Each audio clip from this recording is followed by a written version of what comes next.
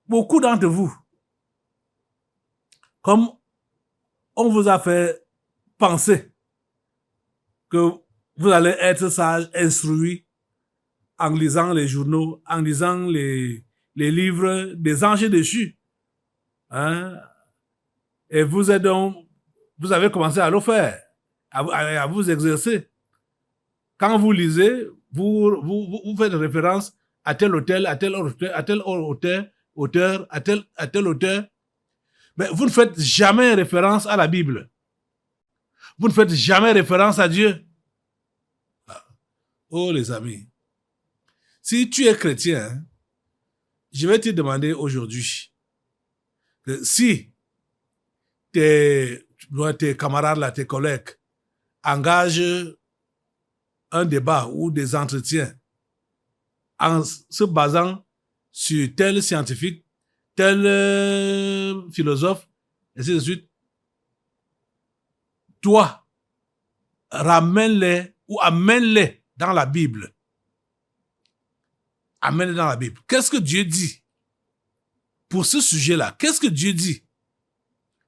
Vous allez voir, les gens ils tiennent, ils sont sur les plateaux de télévision pour raconter des histoires, soit sur l'éducation.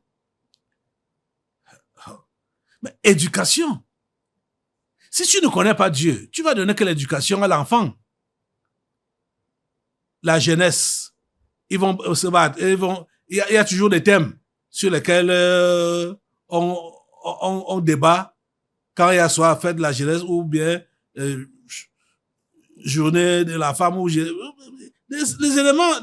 événements qu'il y a souvent là-bas dehors. Il y a les débats autour de ça. Ça sert à quoi tout ça? Ça ne sert à rien. Parce que si Dieu n'est pas au centre d'un sujet, ce sujet-là est bidon. Ce sujet-là ne sert à rien du tout. Parce que c'est Dieu qui doit recadrer tous les domaines de la vie. C'est Dieu, la parole de Dieu. Qu'est-ce que la parole de Dieu dit? Sur le mariage, qu'est-ce que la parole de Dieu dit? Sur le travail, qu'est-ce que la parole de Dieu dit? Sur l'éducation, qu'est-ce que la parole de Dieu dit? Vous voyez? Beaucoup de parents, même ceux soi-disant éducateurs, ne savent pas ce que la Bible dit concernant l'éducation des enfants. Instruire l'enfant selon la voie qu'il doit suivre. Quand il sera vieux ou grand, il ne s'en détournera pas. Les voies de Dieu doivent être enseignées aux enfants dès leur bas âge.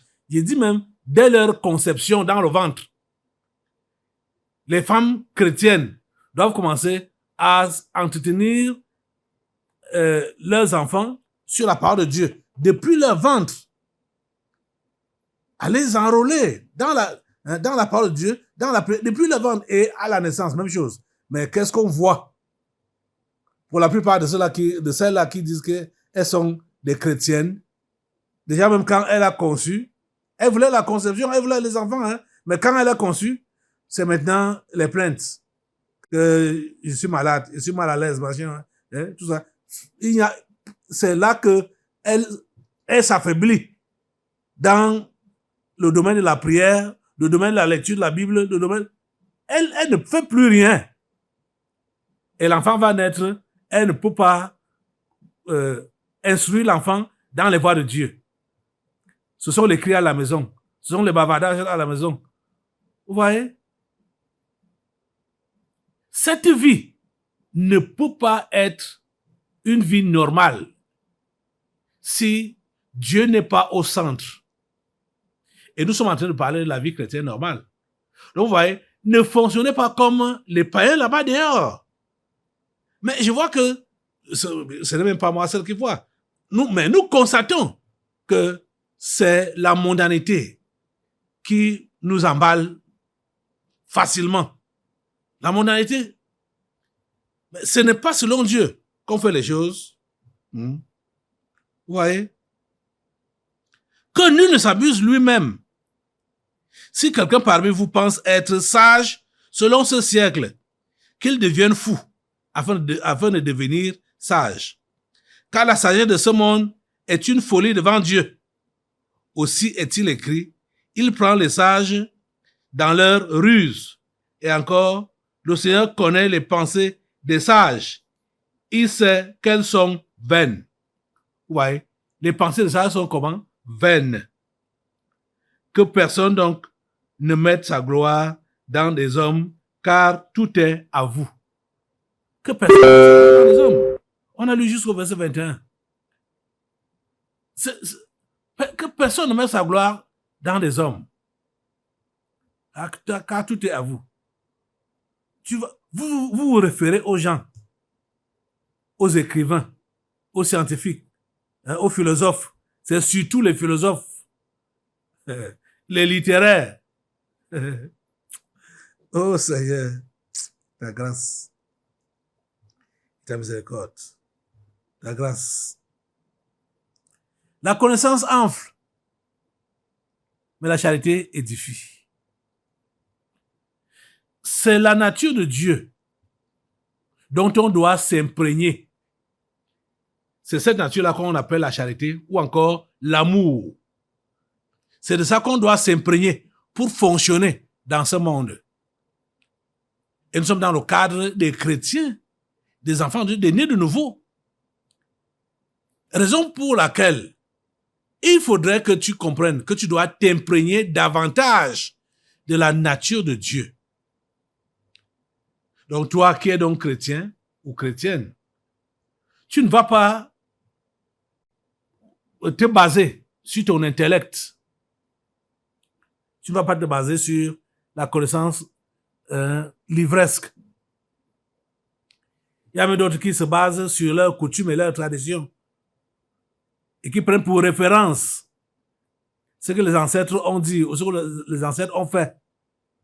Étant chrétien, les amis, vous voyez que vous êtes en train de faire honte à la chrétienté. Le chrétien doit se référer à son Créateur, à son Dieu. Jésus-Christ nous montre l'exemple.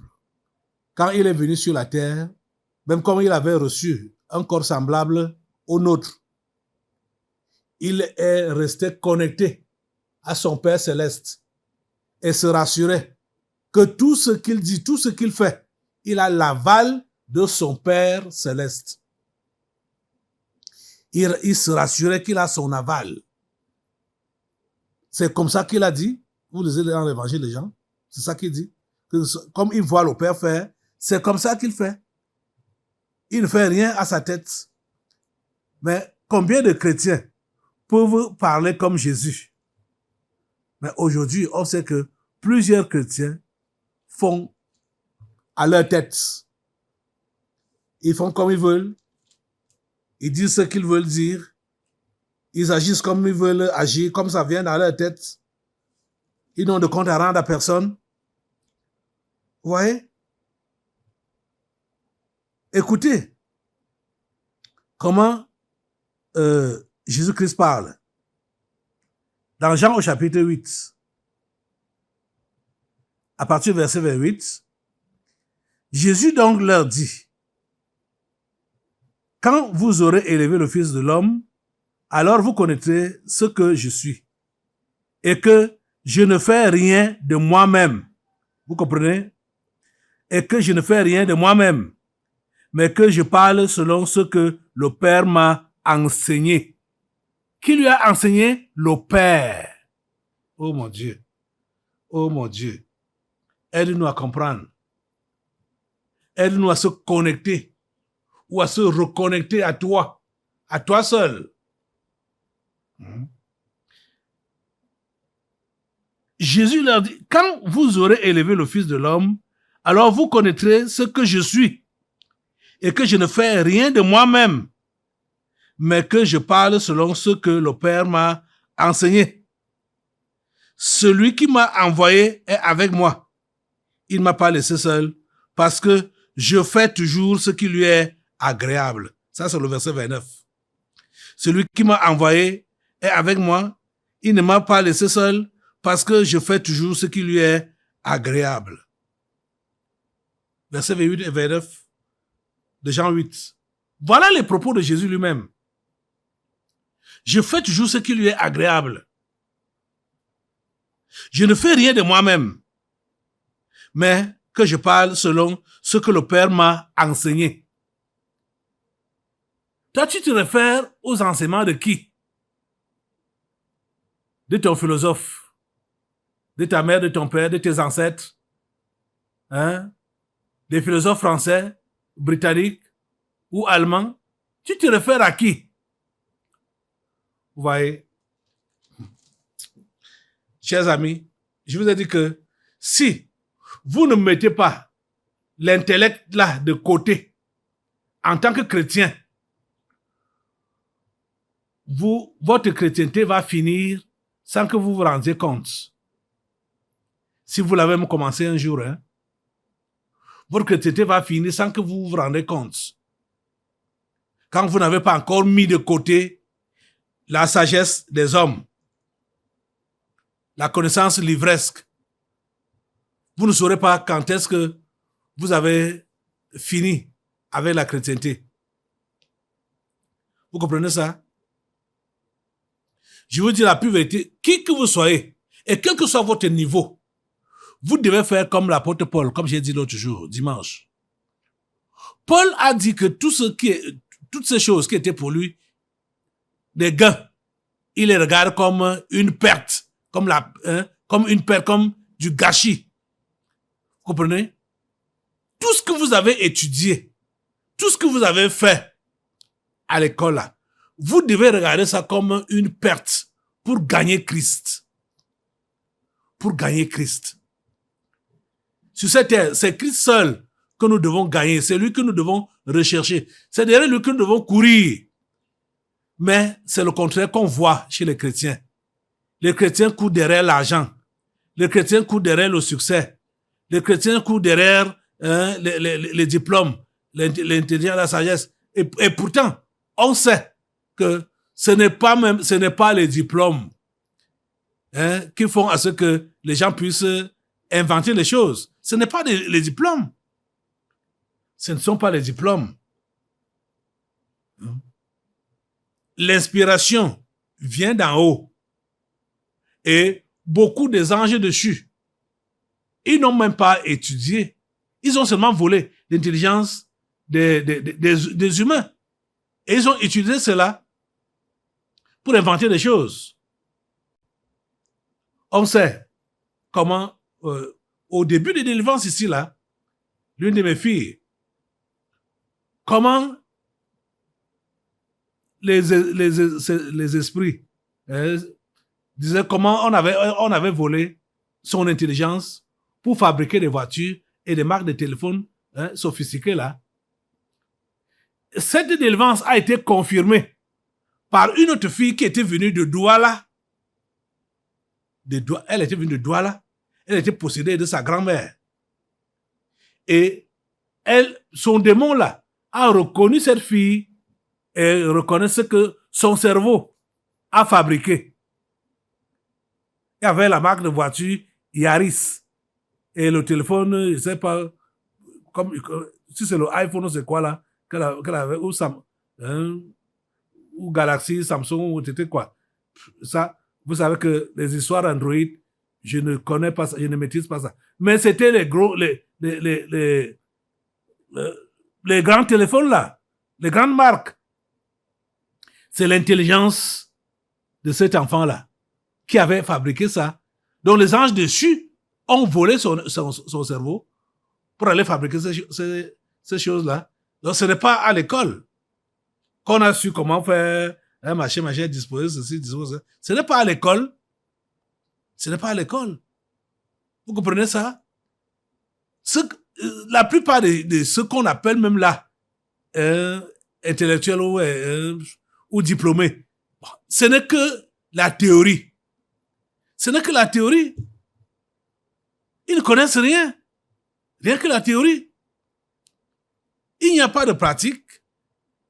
Il n'y a rien de concret. Il n'y a rien de perceptible. Ce n'est que la théorie. Comme ce que nous avons dans notre gouvernement ici, ou dans nos administrations ici, au Cameroun. Ce n'est que des théoriciens. Ce ne sont que des théoriciens. et théoriciens. Des gens qui ne savent même pas comment ça se passe. Vous allez entendre parler d'un ingénieur, soit de pont et chaussée, machin, tout ça, qui ne peut même rien réaliser. Il n'a jamais rien réalisé. Le diplôme est seulement fait sur le papier. Ouais. C'est malheureux. C'est malheureux. Je me rappelle quand on a envoyé l'une de mes filles dans un hôpital qu'elle considérait comme un hôpital de campagne pour faire pour continuer sa formation. Elle dit que là-bas, là, il n'y a pas de professeur. Je lui dis, ma fille, si on t'a envoyé là-bas, c'est pour que tu innoves. Tu n'as pas besoin de compter sur un humain pour te donner l'intelligence à connaître ce que tu es en train de... c'est-à-dire, à connaître dans ton domaine. Tu n'as pas besoin vraiment, les mentors là. Ils sont qui? Ils connaissent même quoi? Ils hésitent. Ils hésitent tous. Donc, si on t'envoie là-bas, il n'y a pas de professeur là-bas. Oui, c'est vrai. Dieu veut que toi-même maintenant là, tu puisses t'appliquer au travail et que tu innoves, que tu inventes, que tu connaisses. Vous voyez? Parce que voilà donc comment on a déformé les enfants.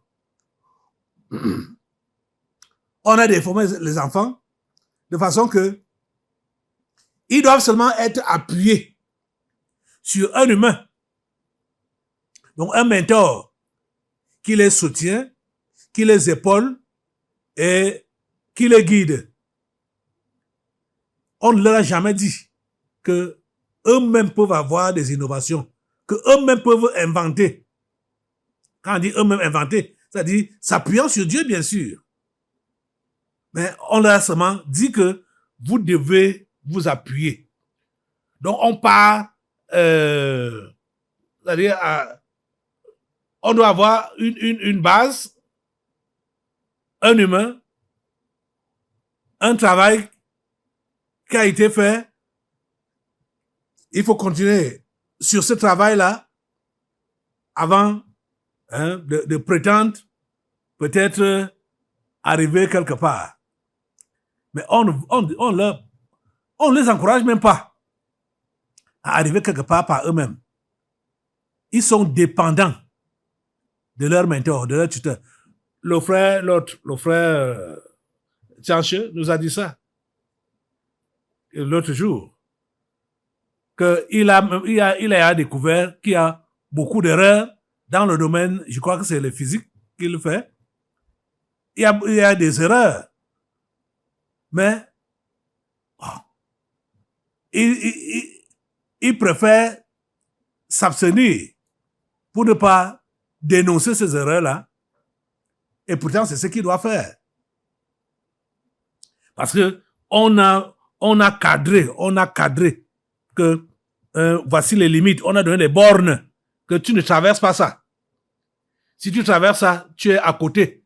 Tu n'es plus dans le canevas. Donc tu es disqualifié. C'est comme ça qu'ils ont fait. C'est-à-dire, les anges déchus ils ont vraiment quadrillé les humains et les ont emprisonnés. On les a mis dans la boîte. C'est-à-dire que ce n'est qu'ici que vous devez fonctionner. Si ça sort de ce cadre, ce n'est plus la connaissance. Si ça, donc, et toujours, on leur fait savoir que, surtout, ne mentionnez pas Dieu dedans. Dieu n'est pas dans, Dieu n'est pas dans l'école. Oui, Dieu n'est pas dans l'école. C'est pas académique, voilà. Mentionner Dieu, non, ça sort de l'académie. Dieu n'est pas là-dedans. Et c'est surprenant que les chrétiens, ceux-là qui disent qu'ils sont nés de nouveau, vont respecter ces choses-là. C'est la raison pour laquelle vous êtes donc limités. Et vous limitez la société. Regardez, si Maxwell s'était limité, il n'allait rien inventer. Il n'allait pas recevoir de Dieu. Il a arrêté son école à peine la classe de 5e et il dit qu'il reçoit tout ce qu'il a reçu comme invention. C'est par révélation que Dieu lui révèle ça. Dieu lui montre ça. Quand il se réveille, il commence à mettre sur le papier et surtout sur le terrain ce qui lui a été montré. Vous voyez ça? C'est ça. La connaissance, l'ivresse là, ça enfle. Parce que celui-là va dire que, voilà, j'ai fait tant d'années d'études, hein, c'est pourquoi tu ne peux pas me parler, c'est pourquoi je connais, machin, tout ça là. Ça enfle. Ça ne sert à rien. Si tu avais réellement la connaissance, tu devrais amener les autres à atteindre ton niveau. Tu devrais amener ton entourage à atteindre ton niveau. Mais ce n'est pas le cas. Celui-là qui prétend qu'il a la connaissance, il veut garder ça pour lui seul. Vous voyez? C'est égoïste. On voit que c'est vraiment le cœur de l'homme là-bas. L'égoïsme. Car la sagesse de ce monde est une folie devant Dieu. Aussi est-il écrit. Il prend les sages dans leur ruse. Et encore le Seigneur connaît les pensées des sages. Il sait qu'elles sont vaines. Les pensées des sages sont vaines. Aujourd'hui, comprends que tu ne dois pas t'abuser toi-même. Que nul ne s'abuse lui-même. Si quelqu'un parmi vous pense être sage selon ce siècle, qu'il devienne fou afin de devenir sage. Ne t'abuse pas toi-même. Tu n'es pas sage. Tu ne connais rien. Tu ne connais rien. Et si tu n'acceptes pas que tu ne connais rien, tu ne pourras pas devenir un vrai chrétien. Ça, c'est ce que je tiens à te dire aujourd'hui. Si tu n'avoues pas que tu ne connais rien, et c'est vrai que tu ne connais rien, tu ne pourras pas devenir un vrai chrétien, un ami de Dieu. On ne connaît rien. Je ne connais rien, tu ne connais rien. Le tuteur qu'on doit avoir, c'est Dieu lui-même, au lieu d'avoir pour tuteur des humains. Tu dois avoir pour tuteur Dieu lui-même. Comprenez? Parce que tous ceux-là qui se sont appuyés sur les hommes pour avoir les diplômes, tout ça là, quand tu as été obligé d'être sous un mentor, voilà, tu as eu le diplôme que tu voulais. Peut-être tu n'avais pas encore été enseigné comme je t'enseigne maintenant. Mais après ton diplôme là, si tu es enfant de Dieu, je dis que tu dois maintenant écrire pour remettre en cause tous les domaines sur lesquels Dieu n'est pas d'accord dans ton parcours là. Tu dois écrire et remettre en cause tous ces domaines-là. Tu comprends? Tu dois remettre en cause. J'ai dit, tu dois remettre en cause. Tout, parce que tu sais, comme le frère Tianche là, ça remet en cause toutes les erreurs que tu as découvertes dans la physique là. Remets ça en cause. Et maintenant,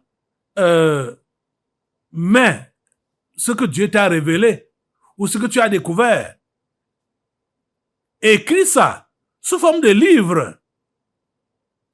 Tu comprends, non? C'est comme ça que vous devez faire. Au lieu de continuer à camoufler, et vous allez continuer à mettre les gens, à entraîner les gens dans les erreurs. Remettez en cause tout ce qu'on vous a enseigné là.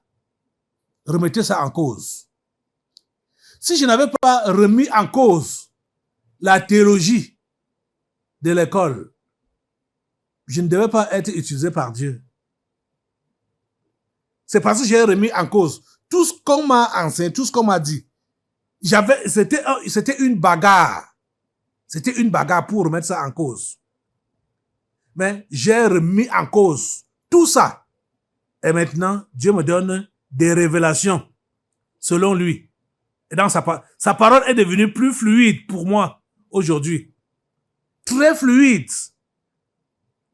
Je vous dis que c'était une bagarre de pouvoir mettre de côté tout ce qu'on m'a enseigné, tout ce qu'on m'avait dit. Mais je vois que ça marche. Et c'est ça qui est normal. Je dis, même toi, dans ton domaine, tu dois faire ça. La même chose. Tu mets en cause tout ce qu'on t'a enseigné là. Et tu dis maintenant ce que tu reçois de Dieu directement. D'accord? Voilà, lève-toi sur tes deux pieds. Seigneur mon Dieu, je vais te recommander ces hommes et ces femmes. Et te prier, Seigneur, de les soutenir dans leurs décisions. De remettre en cause tout ce qu'ils ont appris, que ce soit coutumièrement, que ce soit au village, que ce soit à l'école, que ce soit partout. Seigneur, donne-leur la grâce de pouvoir tout remettre en cause et de s'appuyer sur toi, d'avoir pour seul recours toi, seule source d'inspiration, toi.